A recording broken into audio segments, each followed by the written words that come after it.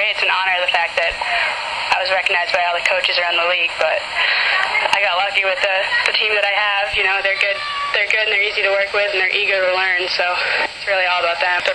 All of them are great teams, but I had a lot of fun with them. The boys are fun. They had no problem with me being their coach. It's the best thing I could have senior year.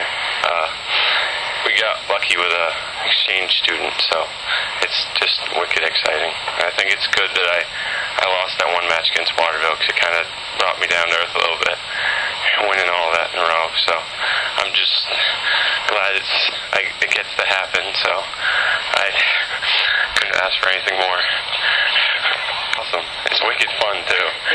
You get to have fun, but still we got to make sure we're focusing a little bit in practice. But it's made the season even more fun than I ever thought it would be. So it was exciting. I thought it was going to be a little more exciting. I called her and she said, "Really?" And then she just kind of played it off as other coaches deserved it because she's modest like that. But she's just a great coach. I know she deserves it. It's an awesome season. It's amazing. I never thought it was so much fun like that. When we started practicing, I didn't know anybody, just band, maybe Russell, and the coach and everybody's really awesome in the team. So it was really fun. And winning KVAC first time for the school was pretty amazing. Honestly, not at all. I was hoping just to have a good year and do the best we could, but I never thought we'd be in the running for KVAC.